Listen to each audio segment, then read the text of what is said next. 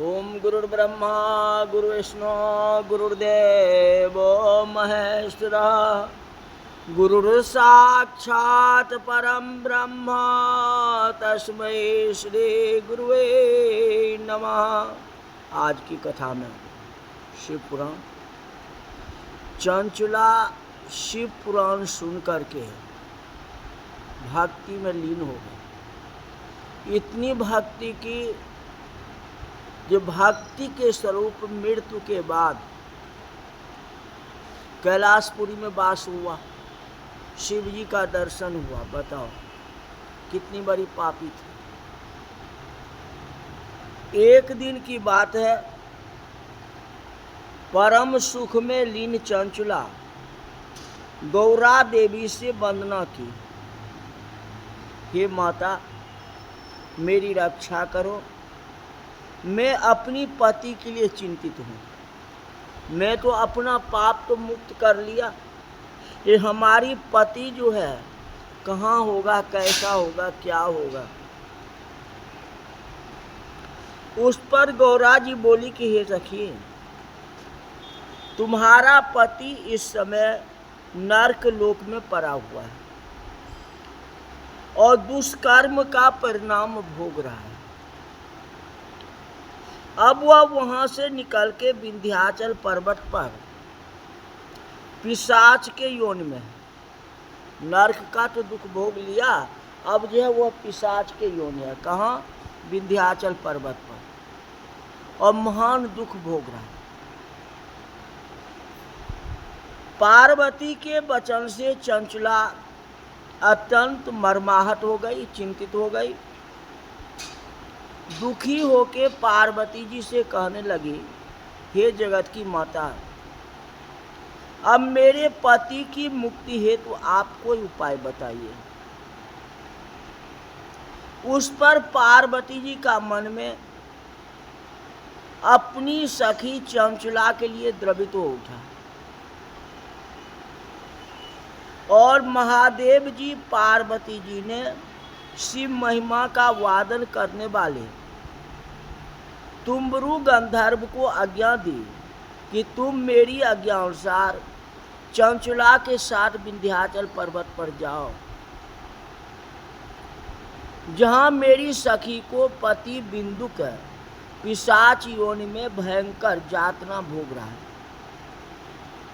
अतः तुम अब उसे पाप मुक्त कराने और पिशाच योनि से छुड़ाने के लिए पाप मुक्त कराने वाला शिव पुराण का महात्म्य सुना।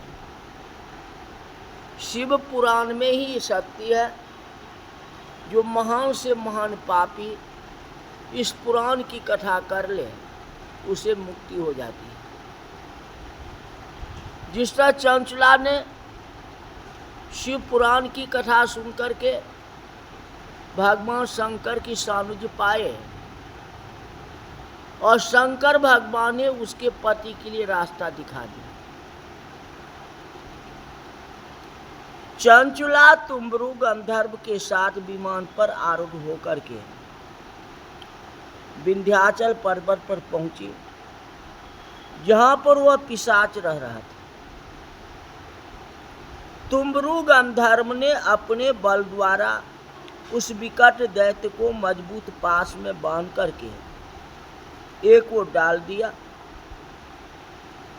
उसके पास तुम्बरु ने उस पिशाच को प्रेत योनि से मुक्त कराने के लिए एक महोत्सव का आयोजन किया। त्रिलोक में इस आयोजन से कोहराम जैसा दृश्य उत्पन्न हो गया। जितने लोग थे, पृथ्वी, नाग, देवलोक इत्यादि, सारे के सारे वहां पहुंचे। भीड़ लगी। पाशबद्ध पिशाच को मंडप के मध्य में बैठा के तुम्बरु गंधर्व ने शिव पुराण की कथा सुनाई। इसको, उस पिशाच को। देव और अनगणमान अतिथियों के साथ वह पिशाच भी मन लगा के शिव पुराण की कथा सुनता रहा। संपूर्ण कथा सुन के वह पिशाच योनि से मुक्त हो गया। दिव्य रूप धारण करके अति सुंदर बलशाली देव बन गया। तो शिव पुराण का इतना बड़ा महत्व है। सब देव एवं ऋषिगण शिव महिमा का वर्णन करते हुए अपने अपने लोक को चले गए। बिंदुक भी अपनी पत्नी और तुमरू के साथ विमान पर आरोह करके शिव धाम को आए। वहाँ पर भगवान शिव है और पार्वती ने बिंदुक को भी अपना गण बना दिया। अतः हे मुश्रेष्ठ, इस चर अचल संसार में जो भी प्राणी शिव पुराण की महिमा का श्रवण करता है या पढ़ता है, उसे अतुल धन संपदा मिलती है, इस संसार में सम्मान मिलता है और परलोक में मुक्ति मिलती है। शौनक जी ने कहा कि ऋषि श्रेष्ठ सूत जी, आप पूजनीय हो जो इतना सुंदर सुंदर कथा सुना रहे हो। आप तो शिव में हो। अब इसका नियम क्या है? शिव पुराण का नियम क्या है? कैसे सुनना चाहिए, इसके बारे में बताइए। सूजी बोले कि अब आप शिव पुराण का महात्मा और विधि मुझसे दत्तचित होकर के सुने, ध्यान लगा करके सुने। सर्वप्रथम ज्योतिषाचार्य को आमंत्रित करके शुभ मुहूर्त निकलवाएं, फिर शिव कथा हेतु तो अपने अतिथियों को बुलाए, संबंधियों को बुलाए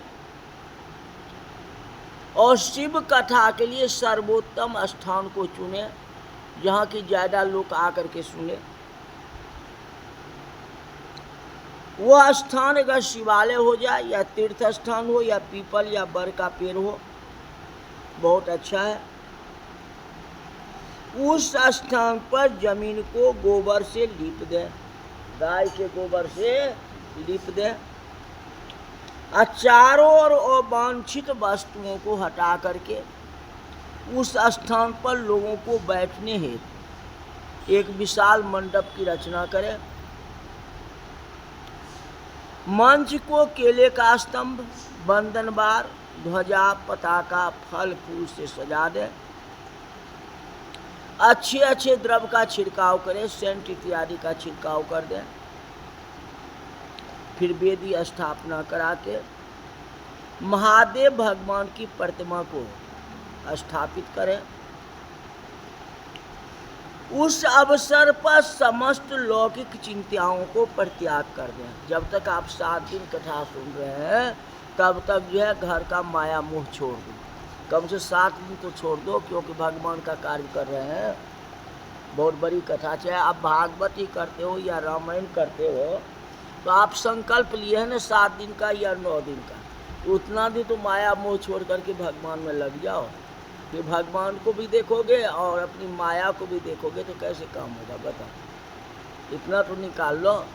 जीवन का सबसे बड़ा काम किए हो, ये घर में शिव पुराण की कथा करवा रहे हैं। भगवान शंकर के लिए दिव्य आसन का निर्माण करें और कथावाचक के लिए भी अच्छे आसन बनाना चाहिए। कथा के आरंभ होने से 1 दिवस पहले ही उपवास धारण कर लें। कथावाचक के रूप में विद्वान को सम्मानित करना। किस ब्राह्मणों से कथा सुननी है, यही बात तो लड़ाई झगड़ा हो रही है। अभी देख लो, कथा तो ब्राह्मण को ही कहा गया ऐसे। अब आप अपनी डिसाइड करो, वो अलग चीज़ है। ब्राह्मणों से कथा सुननी चाहिए। विद्वान ब्राह्मणों को सम्मानित करके ले आए, उनसे कथा सुनना चाहिए। अगर आप स्वयं कथा कर लोगे या अपने प्रवर में, अपने जातीयता में किसी से कथा सुनोगे, तो फिर दान किसको दोगे? कि कथा सुनने के बाद तो दान किया जाता है ना, तो दान आप खुद अपने तो नहीं रख सकते हैं ना, किसी को दान देना है ना। तो दान उसको दें जो पवित्र हो। हाँ, आपकी मन में भावे ये व्यक्ति बहुत अच्छा है, उसी को दान दोगे ना खुशी राजी से, आपकी जिसकी इच्छा होगी। हाँ, तो ब्राह्मण ही तो है, दूसरा किसको, चाहे कोई भी ब्राह्मण हो। ब्राह्मणों से कथा सुननी चाहिए, वैसे आपकी डिपेंड है। जो मंडप में कथावाचक को उत्तर की ओर मुख करके और श्रोताओं को पूर्व दिशा में मुख करके बैठना चाहिए। कथावाचक के कथा आरंभ करने से समाप्त करने तक किसी को भी प्रणाम नहीं करना, सम्मान नहीं करना चाहिए, क्योंकि आप कथा सुन रहे हो, शिव पुराण की कथा सुन रहे, तो आप शिव स्वरूप हो, तो कोई आवे तो उससे क्या मतलब है। आप कथा सुनो ना, किसी को प्रणाम नहीं करना। बाल वृद्ध युवा दरिद्र धनवान सबल दुर्बल पुराणज्ञ प्रणाम नहीं करना, सम्मान सबको करना। ये आपने सोचे ये उम्र से हमारा ज्यादा है, ये बात नहीं, सम्मान कर। जो कथावाचक या श्रोतागण पाप में लिप्त होते हैं, काम बस स्त्रियों में आसक्त हैं, या सभी स्त्री अथवा पुरुष पाप के ही भागी होते, पुण्य के नहीं होते। गुण ज्ञाता ही सर्वोच्च शिक्षक अथवा गुरु हो सकता है। शांत चित्त गंभीर दयालु चतुर और ज्ञानवान कथावाचक इस पद को सुशोभित कर सकता है। उनसे कथा सुने और अपना शरीर को शिव स्वरूप माने, जो शिव जी हैं और हम हैं। कथावाचक शिव स्वरूप है, स्वयं शिव ही कथा कर रहे हैं, वह ब्राह्मण नहीं कर रहा है, वह ब्राह्मण स्वरूप शिव है हमारे, जो कि कथा कर रहे हैं। अब उस कथा को हम सुने, आगे पीछे कुछ नहीं देखना, और सच्चे मन से सुनते हो। कौन आया कौन नहीं आया कोई नहीं, वे टेंशन मत छोड़ दो, उस बात को छोड़ दो। हम कथा की है ना, चाहे एक आदमी कथा सुने या 10 आदमी सुने या 50 सुने, उससे कोई मतलब नहीं। अपना नियम पर अटल रहो, जो आपने नियम किए हो उस नियम को हमको सप्ताह यज्ञ करना है, ब्राह्मणों से सुनना है। ब्राह्मणों का भी ये है, जब 7 दिन का संकल्प लिए हैं, तो जो निश्चित समय है, निश्चित समय में आकर के कथा करना, बार बार उस घर का बात नहीं सोचना है, या अपना दोस्त फ्रेंड की बात नहीं सोचना है। कथावाचक अपना जिसको सुनाने के लिए आए, उनको तन मन से कथा को सुना, उनका भी ध्यान उसी श्रोता के ऊपर होना चाहिए जिसने इस अनुष्ठान को कराया, उस पर विशेष ध्यान होना चाहिए। सुनने वाले तो सब हैं, सब पर ध्यान दो, लेकिन जो खास करके आपको संकल्प करा के कथा करवा रहे हैं, उस पर जो है कथावाचक को ज़्यादा ध्यान देना चाहिए। वो सारा काम तो ही कर रहा है। श्रोताओं को भी चाहिए कि पूर्ण पवित्र हो जाए, पवित्र होकर के कथा सुने, बहुत अच्छा होता। पैसा खर्चने से जो है कथा नहीं होती है, पैसे से आप कथा नहीं खरीद सकते, पैसे से आप ब्राह्मणों से आशीर्वाद नहीं ले सकते हो। पैसा और ब्राह्मणों की आशीर्वाद आकाश पाताल का अंतर है। लोग ये नहीं समझते हैं, पैसे दे दिया, ब्राह्मणों से आशीर्वाद ले लिया, अच्छी बात नहीं, यही बात। आप आरती में पैसे डालते हो, अपना दोष मिटा रहे हैं। पैसे क्यों डालते? भूल तो आप अपना सारा है, उसमें पैसे डाल दिया, आरती लेके आंख में लगा लिया या आरती को आंखों से देख लिया, वह पैसा दूषित हो गया। आज समझते हो जो पंडित जी को मिल गया आरती का पैसा जी, क्या मिला उसको? आपने तुम्हारा दोष उतार करके दे दिया, तो पंडित जी को मिला कहाँ? पंडित जी तो आशीर्वाद ही दिए आपको। यही बात है, लोगों की समझ की बात है। कह पंडित को इतना हो गया आरती में जी, आरती में आप क्या दिए? आप तो अपना दोष उतारने के लिए आरती में पैसे रखे हो, और क्यों नहीं रखो, कोई ये बात नहीं है। ये बात